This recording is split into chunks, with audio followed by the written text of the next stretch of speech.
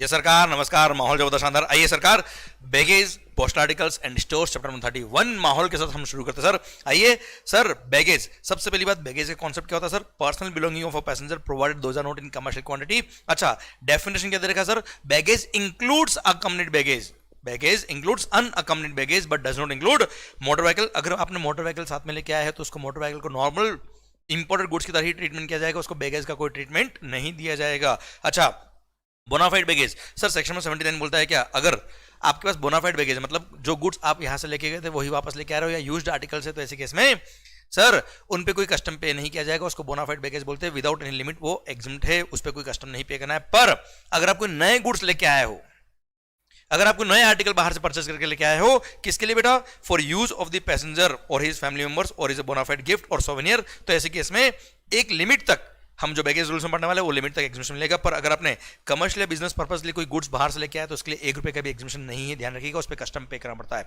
Okay sir, section 77 बोलता है क्या? Declaration by the owner of the baggage. Sir, custom port पर custom port या एयरपोर्ट पर जहां से पैसेंजर आ रहा है सर, वो प्रॉपर ऑफिसर को in the prescribe form, in the prescribe manner क्या करेगा? डिक्लेरेशन देगा। नॉर्मली ग्रीन चलन और रेड चलन होता है सर। ग्रीन चलन से निकल रहे हो मतलब आप you are making a self declaration कि आपके पास कोई भी गुड्स ऐसा नहीं है जिस पे कस्टम लगता है, और रेड चैनल पे कस्टम ऑफिसर होते हैं, वो वेरीफाई कर लेंगे, चेक कर लेंगे। अगर कस्टम नहीं लगना होगा तो छोड़ देंगे, कस्टम लगना होगा तो कस्टम पे कराएंगे और फिर tata bye bye. Sir, relevant date for rate duty and tariff value क्या था? जिस दिन हमने बैग प्रेजेंट किया है फॉर सर चेकिंग वेरिफिकेशन के लिए, रिमूवल के लिए, उस दिन का रेट रिलेवेंट होता है for the purpose of customs. अगर बैगेज पे कस्टम लगता है तो और ध्यान रखना, बैगेज पे रेट ऑफ कस्टम फिक्स है 35% plus social welfare surcharge 10%। Clear, done. Section 80 बहुत ही सुंदर सेक्शन, हेमल के शाह के केस में जजमेंट आया था बेटा इसके केस में। सर सुनना, सेक्शन नंबर 80 बोलता है क्या? अगर आपके बैगेज के अंदर कुछ गुड्स ऐसे हैं which are prohibited, the import of which is prohibited, या गुड्स आर ड्यूटेबल, तो ऐसे केस में अगर इंपोर्टर ट्रू डिक्लेरेशन देता है टू दी ऑफिसर कि मेरे बैगेज में ये गुड्स है, और उसके बाद ऑफिसर बताता है कि ये गुड्स ड्यूटेबल है या प्रोहिबिटेड है, तो ऐसे केस में at the request of the passenger वो प्रॉपर ऑफिसर चाहे तो उन गुड्स को वहीं पे डिटेन कर लेगा, वहीं पे रख लेगा, और जब वो पैसेंजर इंडिया से बाहर वापस जाएगा तब वो गुड्स को रिटर्न कर दिया जाएगा अलोंग विद दैट पैसेंजर, या फिर वो पैसेंजर किसी और पोर्ट से जा रहा है तो ऐसे केस में any other person authorized by him या as a cargo consign in his name वो वापस से भेज दिया जाएगा out of India. Clear, done. पर ट्रू डिक्लेरेशन दिया था उसने तो ही ये सेक्शन में 80 लगता है। हेमल के शाह के केस में क्या था सर? वो छुपके से गुड्स लेके जा रहा था और कस्टम ऑफिसर ने उसको पकड़ लिया, तो ऐसे केस में वो स्मगल्ड गुड्स के ला रहे थे, और स्मगल्ड गुड्स के केस में ये प्रोविजन अप्लाई नहीं होता है सर। अच्छा, बैगेज पे कस्टम रेट फिक्स है 35% plus social welfare surcharge. Clear, IGST GST कंपनसेस ये सब कुछ भी नहीं लगता है on the baggage. Clear, no additional duty of customs are charged on the baggage. Clear, done. अच्छा, अब आइए बैगेज रूल्स 2016 की तरफ बढ़ते हैं हम सर। सबसे पहली बात, अगर the passenger is arriving from countries other than Nepal, Bhutan, Myanmar, तो रूल नंबर 3 क्या बोलता है भाइयों? सर रूल नंबर 3 बोलता है क्या सर? पहली बात तो, अगर passenger is arriving from passenger is a foreign tourist, अगर वो फॉरेन टूरिस्ट है नॉट बीन इन्फेंट, तो ऐसे केस में 15,000 तक का उसको बेनिफिट मिल जाएगा sir, plus use personal effect and travel souvenir. पर अगर सर उसके अलावा कोई भी कैटेगरी ऑफ पैसेंजर हो तो ऐसे केस में use personal effect yes, travel souvenir yes, और अदर आर्टिकल कितना 50,000 तक का अलाउड है। पर अगर आप इन्फेंट हो तो ऐसे केस में यूज पर्सनल इफेक्ट अलाउड है सर। वो क्या किसी के लिए गिफ्ट लेके आएगा? वो तो खुद ही गिफ्ट है भाई, तो ऐसे केस में कोई ट्रैवल सोनियर नहीं, कोई अदर गुड्स अलाउड नहीं है। क्लियर, और जो भी गुड्स लेके आएंगे इन्फेंट के नाम पे उस पर कस्टम पे करना पड़ेगा। क्लियर, प्लस ध्यान देना बेटा sir, these allowance cannot be grouped together for a group of people, मान लो 4 लोग आ रहे तो ऐसा नहीं बोल सकते कि सर 50,000 इसका, 50,000 इसका, 50,000 इसका, 50,000 इसका, 2 लाख एग्जाम हो गए, एक ही गुड से 2 लाख की एग्जाम कर दो, सर ऐसा नहीं होता है। क्लियर। और ये जो भी एग्जामिशन दे रखा है, ये अनेक्जर 1 में जो आर्टिकल्स कवर है उसके लिए एग्जामिशन नहीं मिलता है।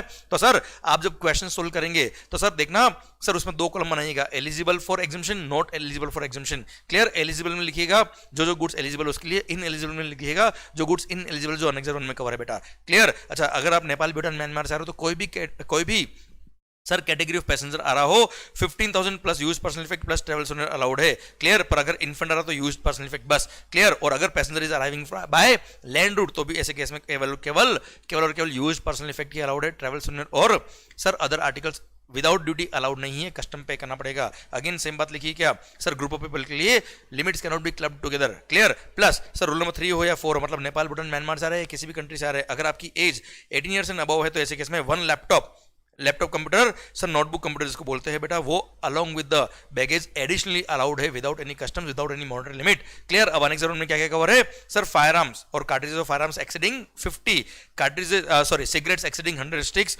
सिगार्स एक्सीडिंग 25 एंड टोबैको, काम आता होगा ना sir, exceeding 125 grams. Sir alcohol, liquor और wine in excess of 2 litres, then gold और silver in any form other than ornaments, then flat panel TV मतलब एलसीडी, एलईडी या प्लाज्मा अगर आप आउट ऑफ इंडिया से लेके आ रहे हो तो ऐसे केस में that is ineligible for exemption. जैसे वाइन और liquor in excess of 2 litres तो 2 लीटर एलिजिबल है, 1 लीटर अगर मान लो उसे एक्सेस जो लेके आया वो इन एलिजिबल की कैटेगरी में आएगा, 3 लीटर लेके आया तो 2 लीटर एलिजिबल है, 1 लीटर एलिजिबल नहीं है।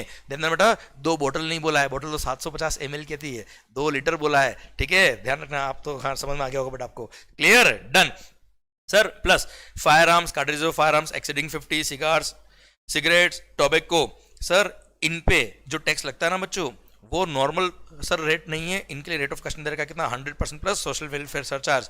क्लियर। तो इन गुड्स पर ध्यान देना बेटा, ये इन एलिजिबल है, प्लस इन पे कस्टम रेट 100% है बेटा, बाकी सब गुड्स पर 35% प्लस सोशल वेलफेयर सरचार्ज लगता है बच्चों।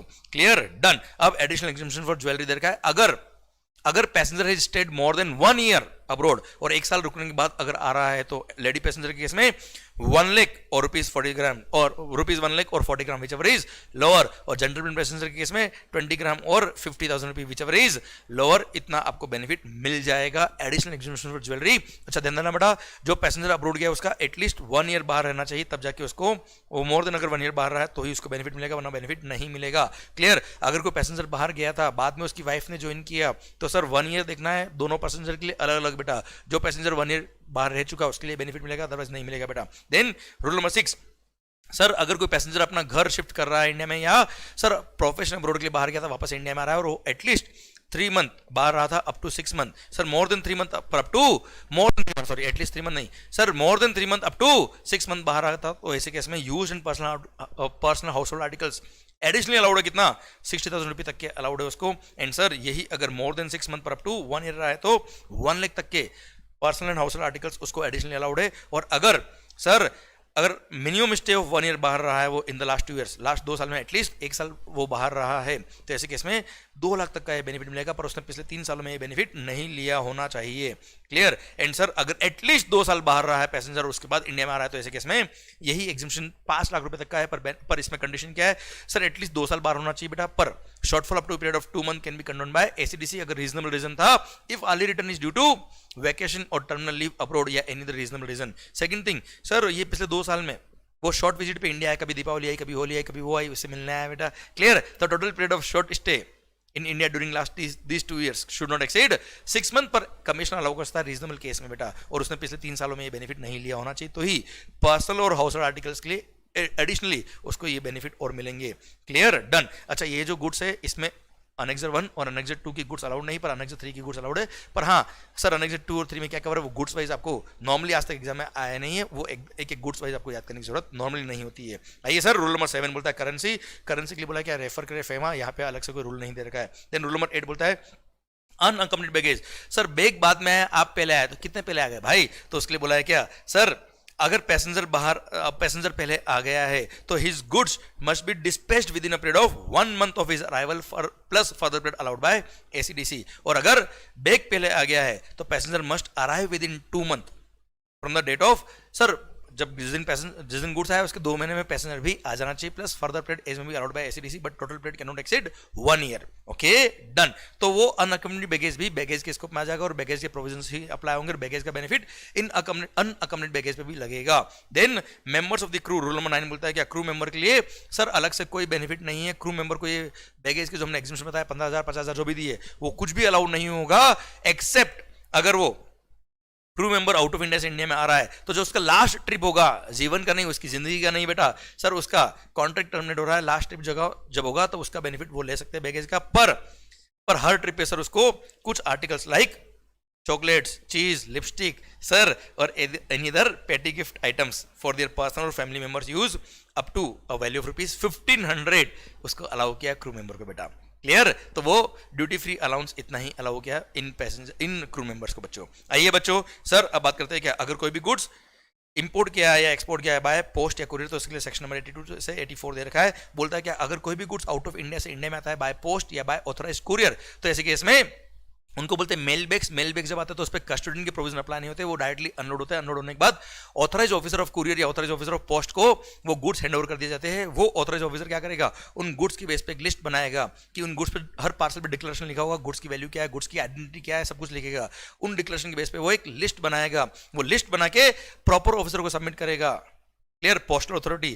क्लियर? जिस दिन वो लिस्ट सबमिट करी है that date is the relevant date for rate of duty and tariff value in case अगर कस्टम लगना है उन पे तो अच्छा। अब उन गुड्स पे अगर कस्टम लगना है तो उस कंसाइनी को इंटीमेट किया जाएगा और कस्टम पे होगा तभी गुड्स डिलीवर करी जाएगी, और अगर कस्टम नहीं लगना है तो ऐसे केस में goods will be deliver to the address of the consignee.